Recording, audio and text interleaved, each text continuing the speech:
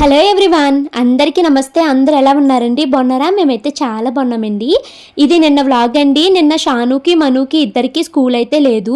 So లేట్గానే నిద్ర లేసాను. లేచేసరికి 7 o'clock అలా అవుతుందండి. ఇంకా లేవంగానే ఫస్ట్ అయితే నేను ఈరోజు బ్రేక్ఫాస్ట్ ఇడ్లీ చేస్తాను కదా, ఇడ్లీలోకి చట్నీకి వేరుశనగ గుళ్ళు పచ్చిమిరపకాయలు అయితే వేపించుకుంటున్నానండి. ఈరోజు చట్నీ అయితే నేను వేరుశనగ గుళ్ళు అలాగే టమాటా వేసి అయితే చట్నీ చేస్తున్నాను. కొత్తిమీర కాడలు కూడా వేస్తానండి. ఇంకా వేరుశనగలు మగ్గే లోపల ఫస్ట్ అయితే నేను టమాటాలు అయితే కట్ చేసుకుని పక్కన పెట్టుకుంటున్నాను. జస్ట్ ఒక పెద్దవి 2 టమాటాలు అయితే తీసుకున్నానండి. ఇంకా నిన్న సంతకి వెళ్ళాం కదా, సంత నుంచి కొత్తిమీర అయితే తీసుకుని వచ్చాను. కాడలు అయితే మాత్రం ఈరోజు చట్నీలోకి అయితే వేస్తానండి.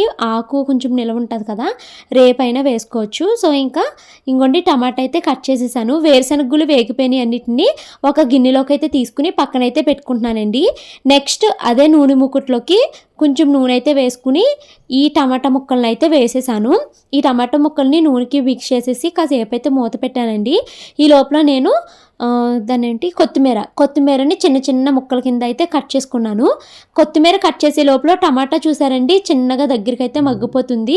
ఇంకా నేను ఈ కొత్తిమీర కాడలు అయితే ఇందులో వేసేసాను. కొంచెం కరివేపాకు కూడా వేసి దీనిపైనే ఉప్పు పసుపు కూడా వేసేసానండి. మనకి కొత్తిమీర కాడలు కొంచెము మగ్గడానికి టైం పట్టేస్తాయి అనమాట. సో ఉప్పు వేసేస్తే వాటర్ వచ్చి ఆ వాటర్కి కాడలు అయితే చక్కగా మగ్గిపోతాయండి. సో ఉప్పు వేసేసిన తర్వాత పసుపు వేసేసి దీంట్లోకి కొంచెము చట్నీలోకి టమాటా వేసుకుంటే బాగుంటుంది. అదే టమాటా అంటే చింతపండు వేసుకుంటే కొంచెం బాగుంటుంది అనేసి కొంచెం చింతపండు అలాగే కొంచెం జీలకర్ర ఒక వెల్లుల్లిపాయ అయితే వేసి బాగా మిక్స్ చేసేసానండి. ఇంకా వీటిని అయితే నేను మూత పెట్టేస్తాను. ఇది మగ్గడానికి కొంచెం టైం అయితే పడుతుంది. ఇందాక నేను వేరుశనగ గుళ్ళు అయితే తీసుకుని ఒక గిన్నెలో పెట్టుకున్నాను కదండి, వాటిని అయితే నేను మిక్సీ జార్లో వేసేసుకున్నాను. ఇప్పుడు దాన్ని ఇంకా నేను మిక్సీ అయితే పట్టేస్తున్నానండి. ఇది మిక్సీ పట్టేసుకున్న తర్వాత అప్పుడు మనము కాడలు అవి వేసేసుకుని మిక్సీ పడితే 2 కలిపి మెత్తగా అవుతాయి అనమాట. వేరుశనగ గుళ్ళు మనం మిక్సీ పట్టకుండా డైరెక్ట్గా వేసేస్తుంటే సరిగ్గా అవ్వట్లేదండి వేరుశనగ గుళ్ళు. అందుకని ఫస్ట్ నేను వేరుశనగ గుళ్ళు పచ్చిమిరపకాయ ఒకసారి మిక్సీ తిప్పేసిన తర్వాత దీంట్లోకి టమాటా అవి వేస్తాను అనమాట. ఇవి నేను ఒకేసారి మీకు చూపిస్తున్నాను కదండి చట్నీ, కానీ నేను ఇవంతా ఒకదాని తర్వాత ఒకటి అయితే చేశాను అనమాట. అంటే ఇది చేస్తూనే ప్యారలల్గా వేరే పని కూడా చేసుకున్నాను. బట్ ఎడిటింగ్ ఏంటంటే ఒకటే చూపిద్దాం అన్నట్టుగా చేశాను అనమాట. ఇది తోటకూర కాడలు బాగా మగ్గిపోయి చల్లారిపోయిన తర్వాత అప్పుడైతే మిక్సీ పడుతున్నానండి. ఫస్ట్ వేరుశనగ కూడా మిక్సీ పట్టేశాను కదా, దానిపైన ఈ తోటకూర కాళ్ళు టమాటా కూడా వేసేసి కొంచెం వాటర్ కూడా వేసేసాను. ఇప్పుడు ఇంకా దీన్ని ఒకసారి అయితే మిక్సీ పట్టేస్తాను. ఈరోజు నేను చేసిన చట్నీ చాలా బాగా వచ్చిందండి. అందరూ చాలా బాగుంది అని ఇష్టంగా తిన్నారు. నాకు చాలా హ్యాపీ అనిపించిందండి అలా అందరూ ఇష్టంగా తినడము. ఇంక ఈరోజైతే మాత్రము నిన్న వ్లాగ్లో మీకు చెప్పాను కదా, అక్క వాళ్ళు టిఫిన్ చేయడానికి ఇంటికి వస్తారు అనేసి. సో అందుకనేసి తాలింపు అయితే వేస్తున్నాను. ఎప్పుడు తాలింపు ఏమి వేయనండి నేను, ఇలా ఎవరైనా వస్తున్నారు అనుకున్నప్పుడు మాత్రమే తాలింపు వేస్తాను. మామూలుగా వేసుకోవచ్చు, మా వారికి ఇష్టమే తాలింపు వేస్తని, బట్ నాకు అంత టైం సరిపోదనమాట. ఇంక ఈరోజు ఎలాగో పిల్లలకి స్కూల్ సెలవు ఖాళీగానే ఉన్నాను కదా అనేసి చట్నీ అయితే తాలింపు వేసేసుకుని ఉంచుకున్నానండి. చట్నీని కొంచెం తీసుకుని ఏదైతే తాలింపు వేసానో అందులో కూడా వేసేసి ఇందులో అయితే వేసేసాను. చట్నీ అయితే రెడీ అయిపోయిందండి. ఇక మా వారైతే టీ పెట్టు అని అడిగారు. ఆయనకి టీ పెట్టడం కోసం అయితే నేను పాలు అయితే కట్ చేసుకున్నానండి. సో ఒక స్టవ్ మీద ఏమో పాలుది పెట్టేస్తాను, మరొక స్టవ్ మీద ఏమో ఆయనకి టీ పెడతాను. సో 2 పనులు ఒకేసారి అయితే అయిపోతాయి. ఒక గ్లాస్ పాలు అయితే తీసుకుని దాంట్లోకి కొంచెం పంచదార టీ పొడి కూడా వేసేసానండి. నాకు మొన్న ఇన్స్టాగ్రామ్లో ఒక అమ్మాయి ఇలా కామెంట్ చేశారండి, కామెంట్ కాదు పర్సనల్గా మెసేజ్ చేశారు. అలాగే నిన్న వ్లాగ్లో కూడా కొంతమంది కామెంట్లో పెట్టారనమాట. డైలీ రొటీన్ సేమ్ అయిపోతుంది భవాని, నీ రొటీన్ని చేంజ్ చేసుకో, అప్పుడు వ్లాగ్ వ్యూస్ వస్తాయి అనేసి చెప్పారనమాట వాళ్ళిద్దరూ. అయితే ఇప్పుడు డైలీ రొటీన్ చేంజ్ చేయడము అంటే ఏ విధంగా అన్నది నాకు అర్థం కాలేదు. ఇప్పుడు నాకు డైలీ రొటీన్ అంటే నార్మల్ ప్రతి హౌస్ వైఫ్కి ఒకేలా ఉంటుంది కదా.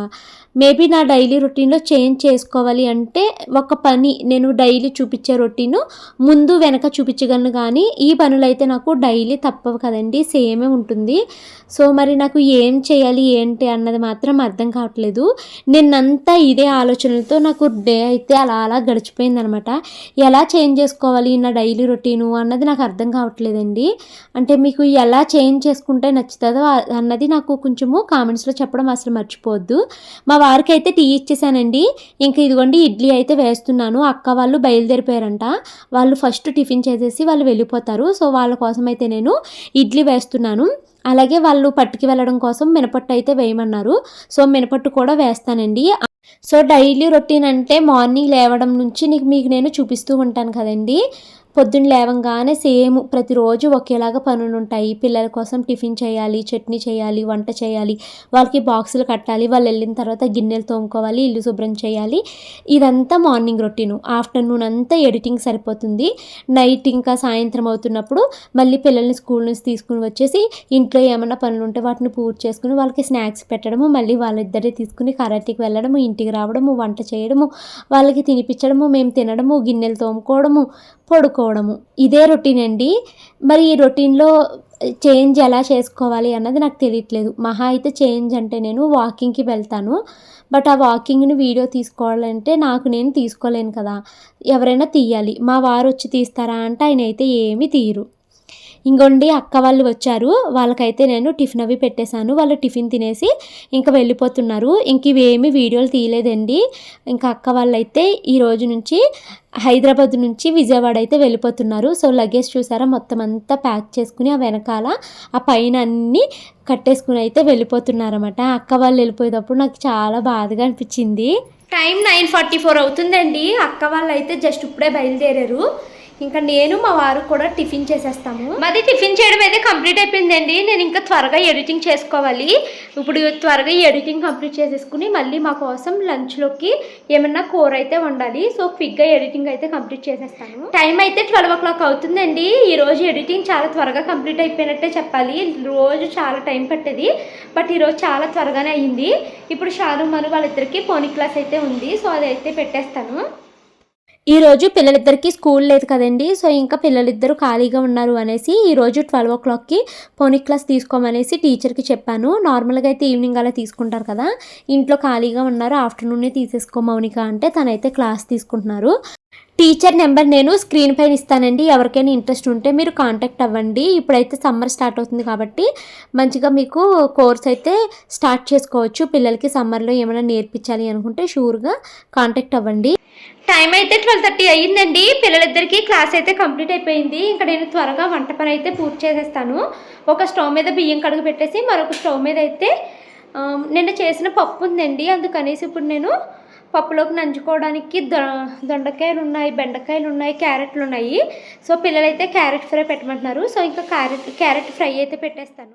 ఇంకొండి పిల్లల కోసం అయితే నేను క్యారెట్ ఫ్రై అయితే పెడుతున్నాను. క్యారెట్ అయితే ఇంకా నేను ఇందులో వేసి చిన్న చిన్న ముక్కల కింద అయితే చేసేసాను. టైం అయితే 12:30 అవుతుందండి. మా హస్బెండ్ 1:30 ఆ టైంకి భోజనానికి వస్తారు కదా. సో తినే ముందు వండితే బాగుంటుంది, వేడివేడిగా తినొచ్చు కూడా అనేసి తినే ముందు అయితే వండుతున్నాను. ఇందాక ఇన్స్టాగ్రామ్లో ఒకరు మెసేజ్ పెట్టారు అని చెప్పాను కదండి. వాళ్ళు ఏమంటున్నారంటే డైలీ వ్లాగ్స్ సేమ్ ఉంటున్నాయి కదక్క, నీ vlogs all in one Madhavi vlogs లాగా చేయండి అక్క అనేసి అంటున్నారండి. మాధవి వ్లాగ్స్ కూడా సేమ్ నాలానే ఉంటాయి. కాకపోతే మాధవి ఏంటంటే డైరెక్ట్ వాయిస్ ఓవర్ ఇచ్చేస్తారు వాళ్ళు. బ్యాక్గ్రౌండ్లో నేను ఎడిటింగ్ చేసి వాయిస్ ఓవర్ ఇచ్చేలా కాకుండా మాధవి గలగలా మాట్లాడేస్తూ ఉంటారు కదా. సో అలాగ చెయ్యండి అక్క అనేసి చెప్తున్నారండి. నేను అలా కూడా ట్రై చేశాను. అలా వ్లాగ్స్ చేస్తుంటే మన ఆడియన్స్ ఇష్టపడట్లేదు. ఎందుకంటే నేను వాయిస్ ఓవర్ ఇచ్చినప్పుడు నాకు ఎక్కువసేపు చూస్తారు. నేను డైరెక్ట్ ఇలాగా మాట్లాడుతూ చేసిన వీడియోకి నాకు ఎక్కువ డ్యూరేషన్ అయితే రాదనమాట. సో అలాగా ఇష్టపడట్లేదు. మరి ఇంకెలా చేయను అని అన్నది అర్థం కావట్లేదు. బట్ ఆల్ ఇన్ వన్ మాధవిలాగా చేస్తే మీకు నచ్చుతుందా అంటే మొత్తం వాయిస్ ఓవర్ ఇవ్వకుండా ఆ రోజు మొత్తం జరిగింది డైరెక్ట్గా నేను సెల్ఫీ కెమెరా పెట్టుకుని మాట్లాడుతూ చేసేస్తే బాగుంటుందా అన్నది మీరైతే కామెంట్ చేయండి. మీకు ఎలా నచ్చితే నేను అలాగే చేస్తాను. మీరు చూస్తేనే నాకు అంటే మీరు ఎక్కువసేపు చూస్తేనే నాకు ఇన్కమ్ కూడా జనరేట్ అవుతుందండి.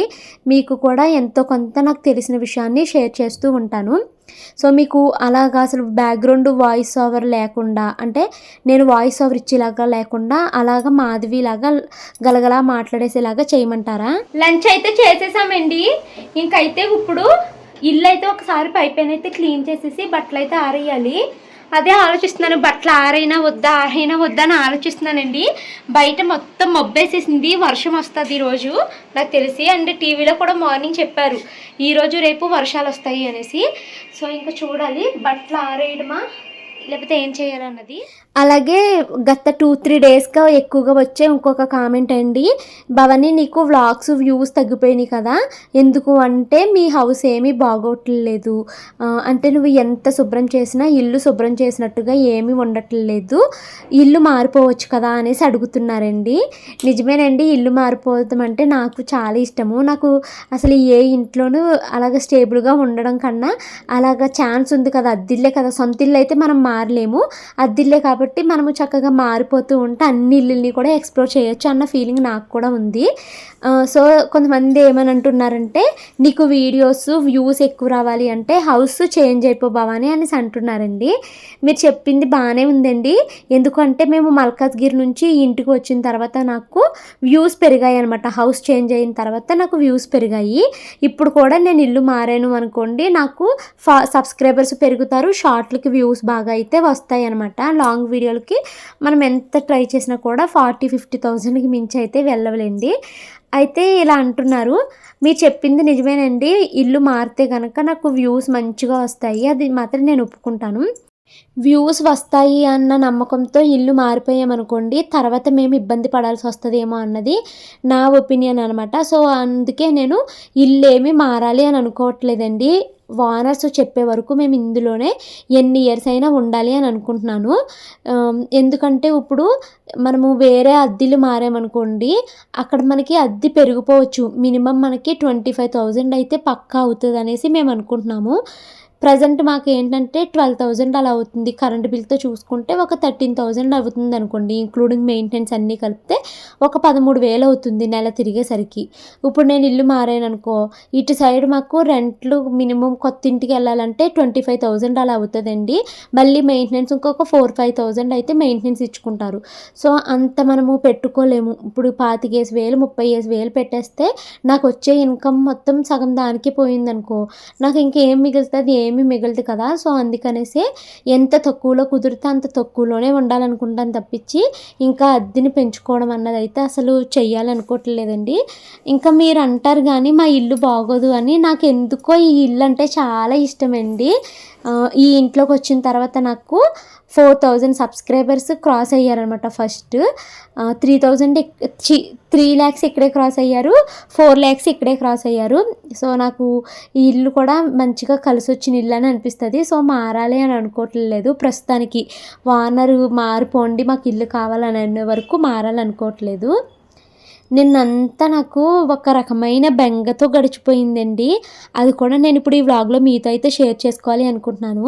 ఇప్పుడు మీరు చూసారు ఈ బట్టలు ఆరేస్తూ అమ్మ అంటూ కాలు పట్టేసుకున్నాను. నేను మీకు నిన్న వ్లాగ్‌లో కూడా చెప్పాను కదండీ! మొన్న వాషింగ్ మిషన్‌లో బట్టలు వేస్తున్నప్పుడు టోస్ మీద నిలబడి బట్టలను వేశానని చెప్పాను కదా! ఆ రోజు పాదమంతా నొప్పి చేసేసిందండి నడుస్తుంటే బాధ. నిన్న ఏమయ్యింది? ఏమన్నా నాకు తెలియకుండా కాలుకి ఏమన్నా దెబ్బ తగిలిందా?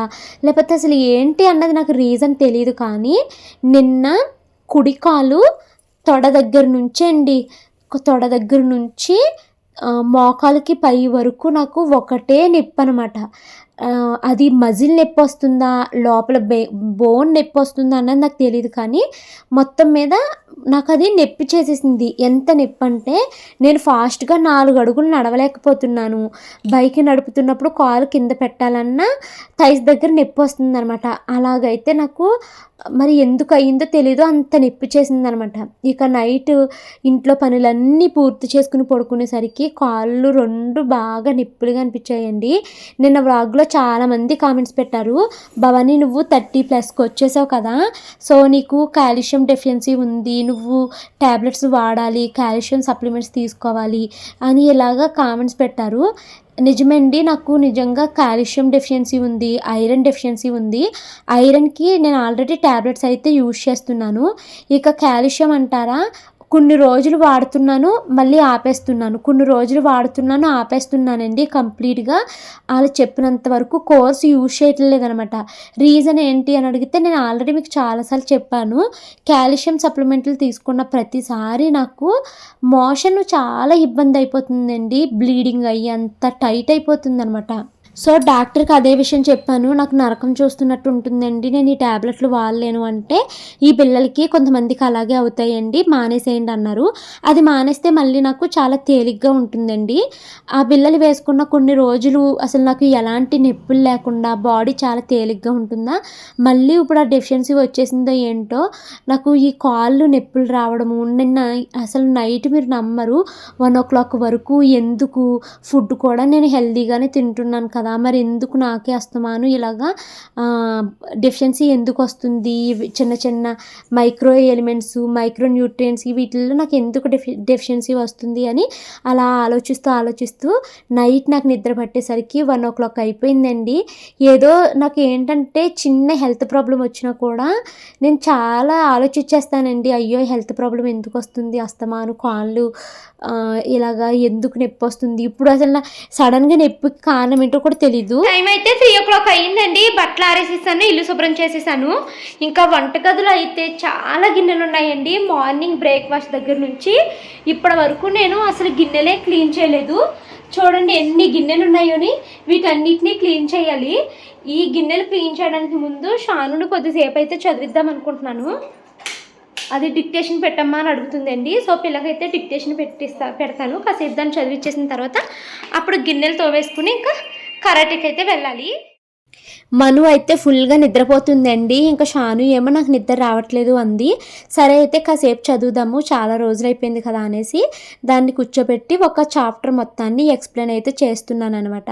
ఈరోజైతే మ్యాథ్స్లో ఒక చాప్టరు, అంటే ఇప్పుడు 3rd క్లాస్లోకి వెళ్ళింది కదండి, already teacher first lesson explain చేసేసారంట.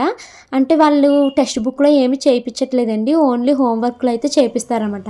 ఇంకా టెక్స్ట్ బుక్లో ఆ ఫిల్ ఇన్ ద బ్లాంక్స్ అయ్యి అలా ఖాళీగా ఉండిపోతాయి కాబట్టి అవి ఇంట్లో నేనైతే చేపిస్తాను అనమాట. సో ప్రతి వర్డ్ని, ప్రతి సెంటెన్స్ని, ప్రతి పారాగ్రాఫ్ని దాని చేత చదివిస్తూ దానికి మీనింగ్స్ అవి ఎక్స్ప్లెయిన్ చేస్తూ అందులో ఉన్న చిన్న చిన్న సమ్స్ని అయితే దాని చేత చేపించేసరికి నాకు 1 అవర్ టైం పట్టిందండి ఒక చాప్టర్ దానికి ఎక్స్ప్లెయిన్ చేయడానికి. పోనీలే నాకైతే ఒక సాటిస్ఫాక్షన్ అయితే వచ్చింది. పిల్లని ఈరోజు ఒక 1 అవర్ చాలా బాగా చదివించానన్న హ్యాపీనెస్ అయితే వచ్చింది. పిల్లలకి ఎలాంటి డిస్టర్బెన్స్ లేకుండా ఒక 1 అవర్ 1.5 అవర్ చదివించాను అనుకోండి, అసలు నాకు ఆ రోజు భలే హ్యాపీగా అనిపిస్తుంది అనమాట. సో ఈ రోజైతే షానుని అలా చదివించాను, కానీ మను అయితే పడుకుని పోయింది కదండి, దాన్ని అయితే నేను ఏమీ చదివించలేకపోయాను. ఇక షానుని చదివించడం కంప్లీట్ అయ్యేసరికి బయట మొత్తం క్లైమేట్ బాగా మబ్బు వేసేసి వర్షం చినుకులు అయితే స్టార్ట్ అయిపోయినాయి.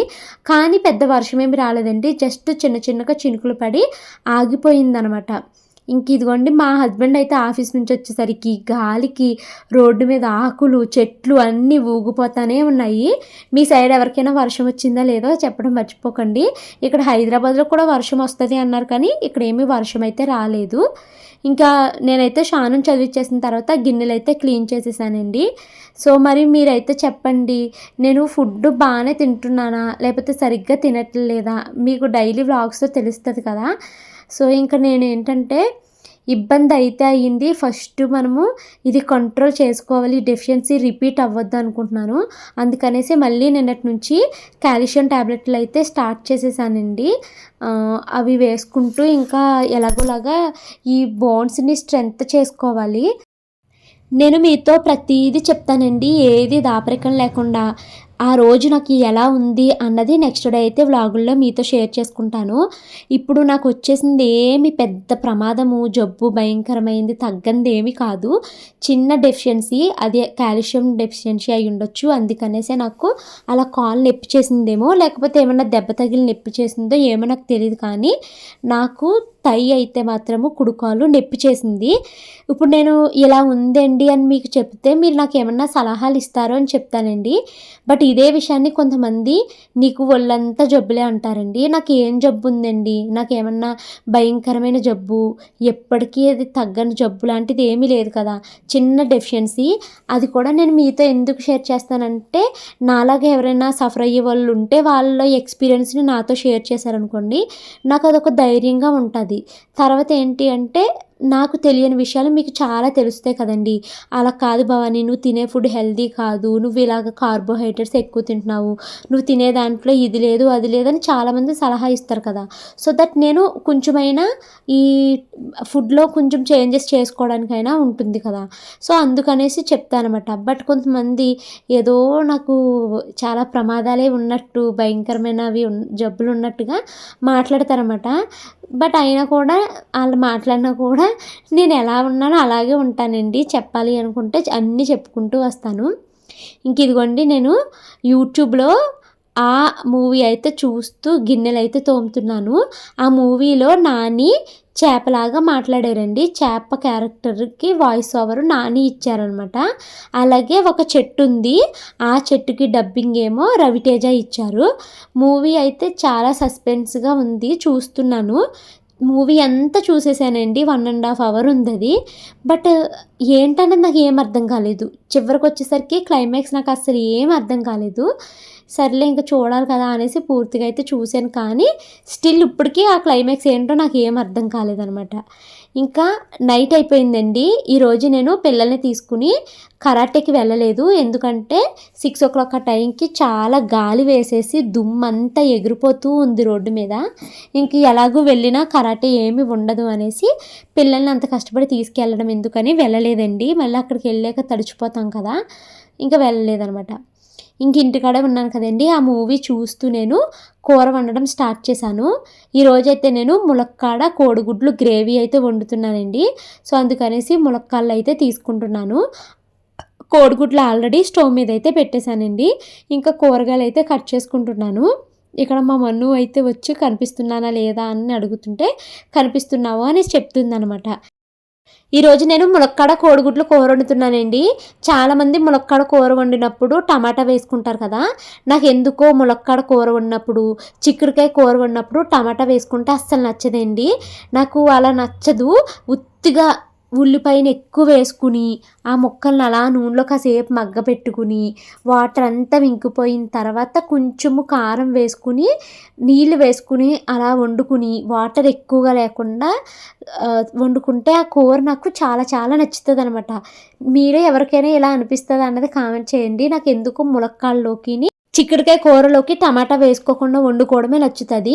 అలాగే బెండకాయ కూరలోకి పక్కా టమాటా వేసుకోవాలనుకుంటానండి. బెండకాయలోకి టమాటా లేకపోతే నాకు అసలే నచ్చదు. బెండకాయ పులుసు ఖచ్చితంగా టమాటా ఉండాలనుకుంటాను.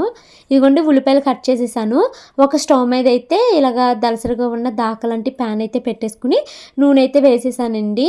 కొంచెం నూనె ఎక్కువగానే పడుతుంది. నూనె అయితే వేసేసి తర్వాత ఈ ఉల్లిపాయ ముక్కలన్నింటినీ అయితే దాంట్లో మగ్గబెట్టేశాను. ఇంకా నేను ఈ వంట చేయడం కంప్లీట్ అయిపోయిన తర్వాత మేమంతా కలిసి డిన్నర్ అయితే చేసేసామండి. డిన్నర్ చేయడం కంప్లీట్ అయిపోయిన తర్వాత కాసేపు అయితే పిల్లలిద్దరిని చదివించాను. అబాకస్ అయితే చేశామండి ఈరోజు. చాలా పేపర్లు నేను పెండింగ్ ఉండిపోయాను అనమాట. పిల్లలు అప్పుడే పేజ్ నెంబర్ 30కి వెళ్ళిపోతే నేను మాత్రం 21లో ఆగిపోయాను. సో మళ్ళీ వెనకబడిపోతున్నాను అనేసి కాసేపు కూర్చుని అబాకస్ అయితే కంప్లీట్ చేసుకున్నాను అనమాట. నేను కూడా పిల్లలతో పాటే నేర్చుకుంటున్నానండి అబాకస్. ఎందుకంటే వాళ్ళకి ఏమైనా డౌట్ వస్తే అమ్మ ఇది చెప్పని అడుగుతారు. మరి వాళ్ళు అడిగినప్పుడు నేను చెప్పగలిగేలాగా ఉండాలి కదా అనేసి వాళ్ళతో పాటే నేను క్లాస్ విని నేర్చుకుంటాను.